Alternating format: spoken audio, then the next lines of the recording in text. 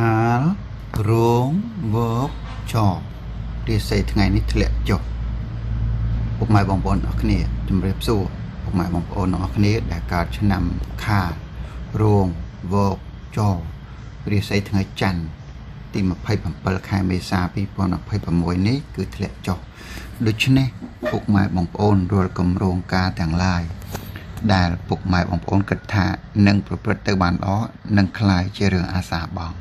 ដាក់ចុះរលាយបាត់គ្មានអ្វីជាដុំកំភួនឡើយថ្ងៃនេះហានិភ័យនឹងអាចចាញ់បោកគេច្រើនគួរជៀសវាងរាប់អាន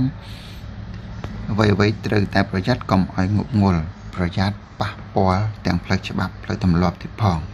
ពាក់ព័ន្ធនឹងរឿងសាច់រឿងក្រុមគ្រួសារវិញមានភាពរកាំរកុសបន្តិចបន្តួចសូមពុកម៉ែបងប្អូនមានការប្រុងប្រយ័ត្នណាគឺត្រូវតែប្រុងប្រយ័ត្នឲ្យបានខ្ពស់មែនទែនបងប្អូនពុកម៉ែបងប្អូនដែលមានឆ្នាំទាំង4